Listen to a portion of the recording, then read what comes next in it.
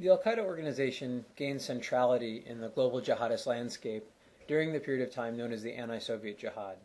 In 1979, the Soviet Union invaded Afghanistan and remained there for about 10 years. Following that time, there was a few years of really civil war in Afghanistan where different warlords fought against one another in order to try to gain control of Afghanistan as well as the drug trade in Afghanistan. Al-Qaeda was embedded in this violent story since about the mid-1980s. It was actually a precursor organization to Al-Qaeda known as the Maktab al-Khidmat, or the MAK, the Services Bureau.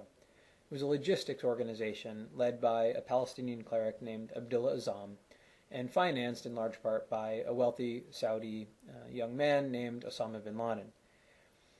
The role of the Maktab al-Khidmat was to help recruit foreign fighters and bring them into the anti-Soviet jihad. They did this by reaching out in large part to already radicalized groups and movements in other parts of the Muslim world. So I'd mentioned that there have been lots of local jihadist organizations that have tried to overthrow their own governments in history, and there have been other regional groups that have tried to reclaim land that had been lost to the Muslim world. And Abdullah Azzam, this Palestinian cleric, was very charismatic and very effective at reaching out to these communities. And he had a specific recruitment pitch that turned out to be quite effective and really transformed the violent jihadist landscape. He leveraged an idea called classical or defensive jihad. And this is the idea, which I think everyone can understand, that if your community is attacked, it's your individual duty to fight back and to defend your community members.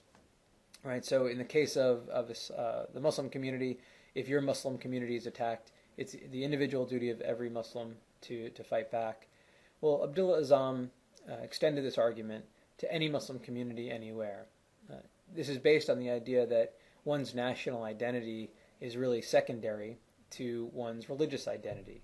So it doesn't matter if the Algerian state is attacked or the Afghan state is attacked. What matters is that a Muslim community has been attacked. And if that's the case, then it is the individual duty of every Muslim everywhere to defend that Muslim community from the aggressor. So this idea of a maximalist interpretation of defensive jihad resonated, and a huge number of foreign fighters were able to be recruited and absorbed through the Maktab al-Khidmat's guest houses, trained in their training camp infrastructure, and then deployed onto the battlefield in Afghanistan. At the other end of this process, you have a group of veterans who have rubbed shoulders with one another and shared some experiences and stories. And so after the end of this 10-year process, Algerian jihadists might see something in common with Egyptian jihadists, who might see something in common with Pakistani jihadists. The idea that their small local fight might actually be part of a much bigger fight, right? That perhaps there was this global conspiracy to oppress Muslims and to prevent Islam from taking its rightful place, and that their small fight was really a part of some larger fight. In 1988, the Al-Qaeda organization was formally established, and it sought to capitalize on this networking and the internationalization of jihadism that had occurred during the anti-Soviet jihad.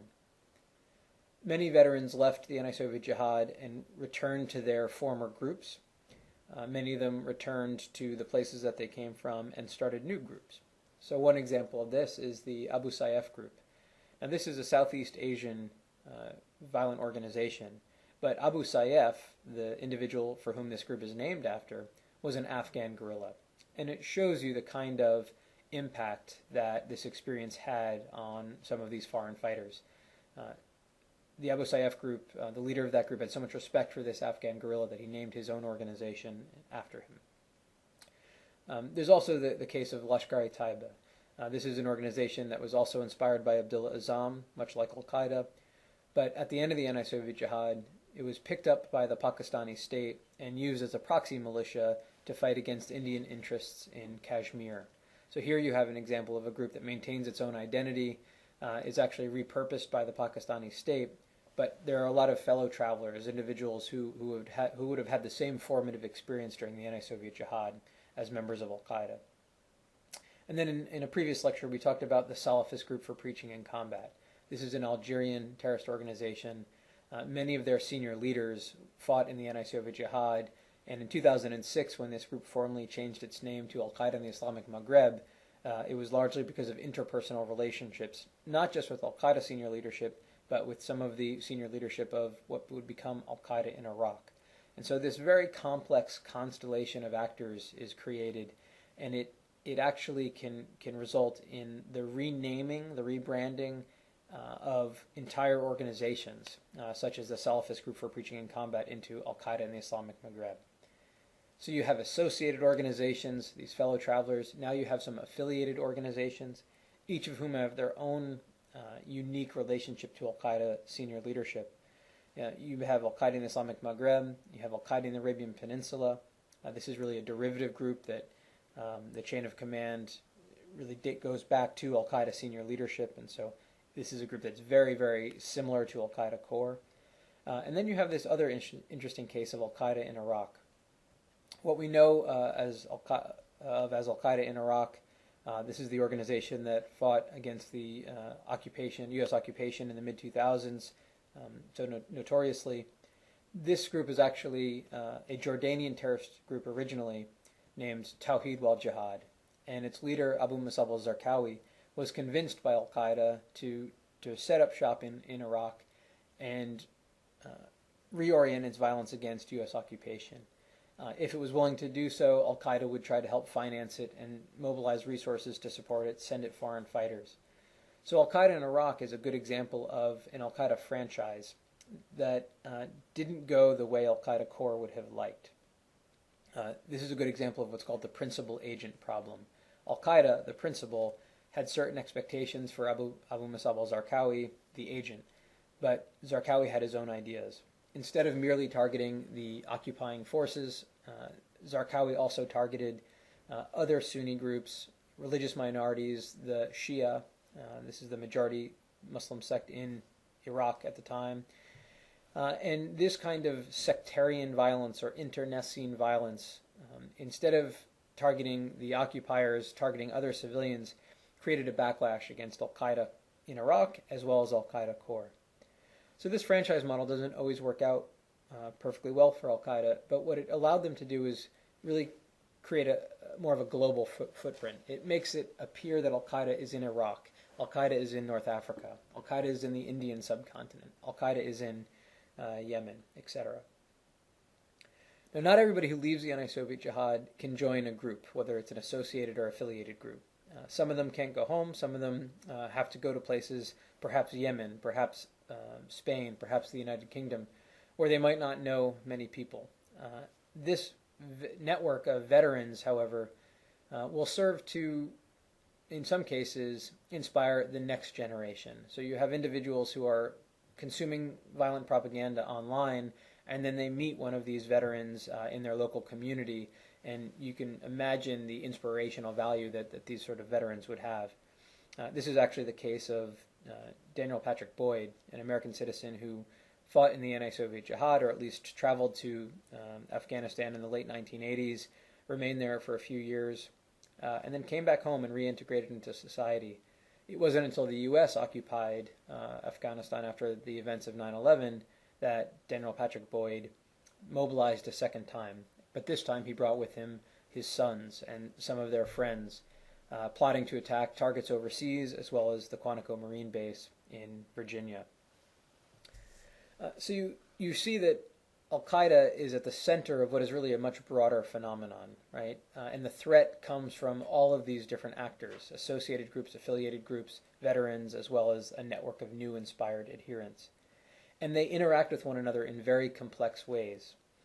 There's the case of Najib al-Azazi. This is a U.S. citizen who is inspired to go defend Afghans from U.S. occupation. So he goes to join the Taliban. But when he gets there, he meets members from Al-Qaeda's external operations cell. They provide him with a month of training in an Al-Qaeda training camp and send him back home in an attempt to conduct an attack on or about the anniversary of 9/11 involving high explosives, suicide bombing attacks on the New York City metro or subway system. And so you see that individuals sort of move through this violent landscape in predictable ways, and Al-Qaeda is not always at the center of all of these plots, but they've put themselves at the center of this broader violent landscape. This has resulted in an escalation of violence in a few different ways. One, we've seen more and new and different violent conflicts arise in different places around the world. So we've seen Al-Qaeda-like groups spring up in many different regions. Two, we know from the work of Victor Assal and Carl Rethemeier, and specifically their work on the Big Allied and Dangerous data set, that groups that have a lot of collaborative relationships tend to be more lethal because they have greater access to human capital, better access to knowledge, better access to resources. But in addition to that, organizations that have rivalries also tend to show an increase in lethality over time. And this is because of the idea of outbidding that we talked about earlier in the course, the idea that each group is trying to compete with one another for leadership, for power in the militant landscape. I think this is really important when you look at the constellation of global jihadist groups, because what we're seeing right now with the Islamic State of Iraq and the Levant is a good example of how what was an ally, Al-Qaeda in Iraq, can become a rival, and during this process result in huge increases in the amount of violence that these organizations are perpetrating. The Islamic State in Iraq and the Levant is Al-Qaeda in Iraq. Abu Musab al-Zarqawi was killed, and successive leaders took his place, but continued on the same kind of strategy that ISIL now exhibits. Specifically, it's a strategy of escalation, of attacking local targets, and creating a lot of civilian casualties in order to destabilize entire regimes. This is a very different strategy than Al-Qaeda's war of attrition. Al-Qaeda is trying to convince people to target the far enemy, that Western embassy or that Western tourist company, whereas ISIL is trying to destabilize entire regimes through escalatory violence. The concern is that Al-Qaeda is going to need to respond. If they're going to remain a leader in the global jihadist movement, they're going to have to figure out how to regain prominence in the world stage. They're likely going to seek to attack far enemy targets, perhaps with more extreme tactics in order to remain relevant.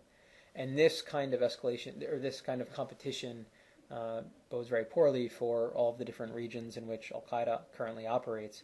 And unfortunately, that's quite a large swath now of North Africa, West Africa, the Horn of Africa, the Middle East, and South Asia.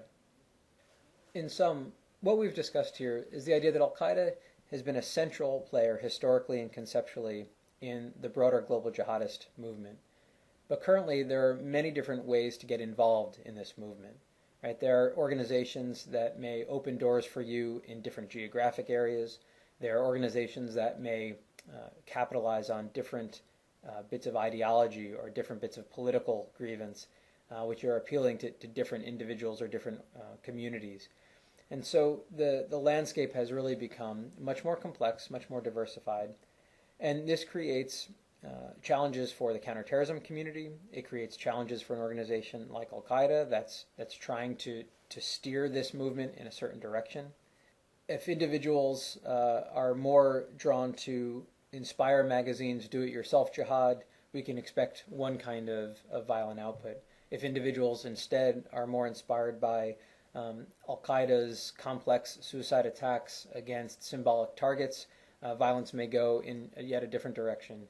If the Islamic State of Iraq and the Levant, however, is able to convince people that sectarian violence is really the most important front right now in the global jihadist landscape, we'll continue to see large numbers of foreign fighters flow into Iraq and Syria to participate in that kind of violent jihadism.